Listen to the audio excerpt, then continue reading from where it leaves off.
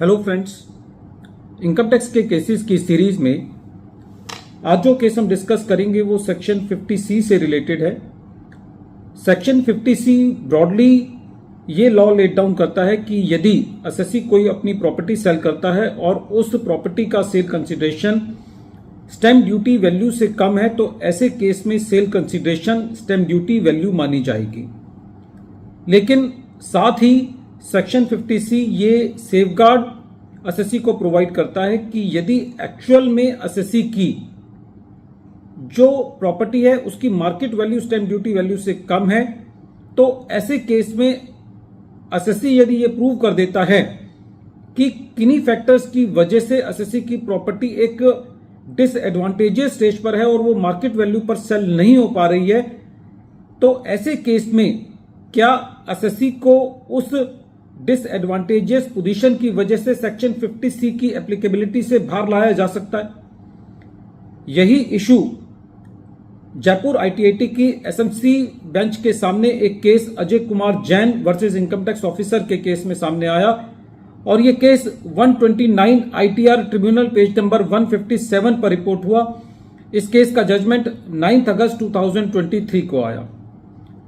Present case में assessee ने एक प्रॉपर्टी सेल करी। ये प्रॉपर्टी स्टैम्प ड्यूटी वैल्यू से कम में बिकी थी। During the assessment proceedings assessee को शोकॉज नोटिस भेजा गया कि आपके ऊपर सेल कंसिडरेशन और स्टैम्प ड्यूटी वैल्यूएशन के डिफरेंस को 50C में क्यों ना ऐड किया जाए। असेसी ने बताया कि असेसी की लैंड में से कोई गैस पाइपलाइन जा रही है जो कि petroleum and mineral pipeline act 1962 के तहत प्रोटेक्टेड है और असेसी ने यह भी बताया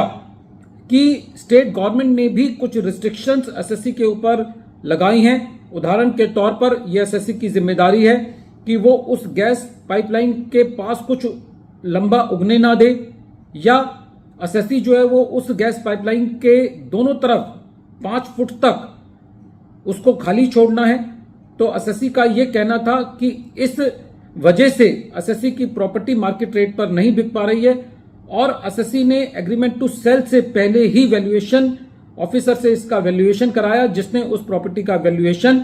मार्केट रेट से 25% पर कम किया। लेकिन असेसिंग ऑफिसर का यह कहना था कि इस गैस पाइपलाइन की वजह से कोई डिसएडवांटेजेस पोजीशन असेसी के लिए क्रिएट नहीं हो रही और ये उन्हें एडिशन किया। जब मैटर CIT अपील के पास गया तो CIT अपील ने DVO को मैटर रेफर किया। DVO ने यह तो माना कि लैंड में से गैस पाइपलाइन होकर गुजर रही है, लेकिन उनका भी यही मानना था कि इससे असेसी के लिए कोई डिसएडवांटेजेस पोजीशन क्रिएट नहीं होती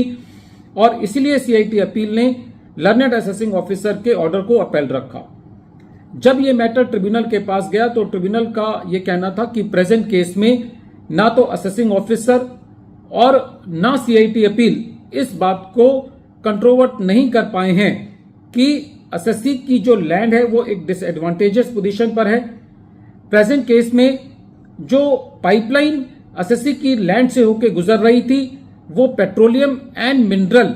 पाइपलाइन एक्ट 1962 के तहत प्रोटेक्टेड थी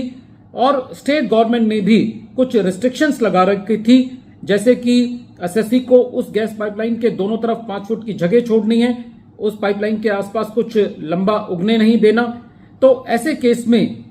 सारे फैक्ट्स एंड सर्कमस्टांसेस को देखते हुए जब असेसी ने अपनी valuation report agreement to sell करने से पहले ऑब्टेन कर ली है और असेसी ने इस बात को सब्सटेंशिएट किया है कि असेसी इस लैंड को मार्केट वैल्यू पर नहीं बेच पा रहा था, तो सारे फैक्टर्स को देखते हुए जहां पर असेसी ने इस प्रॉपर्टी को बेचने में ड्यू केयर और डिलीजेंस दिखाई है तो उसका अनड्यू बेनिफिट रेवेन्यू नहीं ले सकता और प्रेजेंट केस में जो सेक्शन 50C की एडिशन असेसिंग ऑफिसर ने की और जिसको CIT अपील ने अपेल्ड किया वो जस्टिफाइड नहीं है। पूरे केस से एक चीज सामने आती है कि यदि असेसी अपने फैक्ट्स एंड सर्कमस्टांसेस से इस बात को एस्टेब्लिश कर पाता है कि असेसी की प्रॉपर्टी एक डिसएडवांटेजेस पोजीशन पर है, उदाहरण के तौर पर असेसी की प्रॉपर्टी के पास से कोई कूड़ेदान है या कोई नाला होकर के या कोई ड्रेनेज जाती है, तो ये सारे फैक्टर्स उसकी प्रॉपर्टी की वैल्यू को कम कर सकते हैं। वीडियो के अंत में एक बार फिर मैं केस का नाम रिपीट कर रहा हूं। केस का नाम है Ajay Kumar Jain versus income tax officer और ये केस 129 ITR पेज नंबर 157 पर रिपोर्ट हुआ। मैटर जयपुर ITAT की SMC बेंच ने 9 अगस्त 2023 को डिसाइड किया। Thank you friends.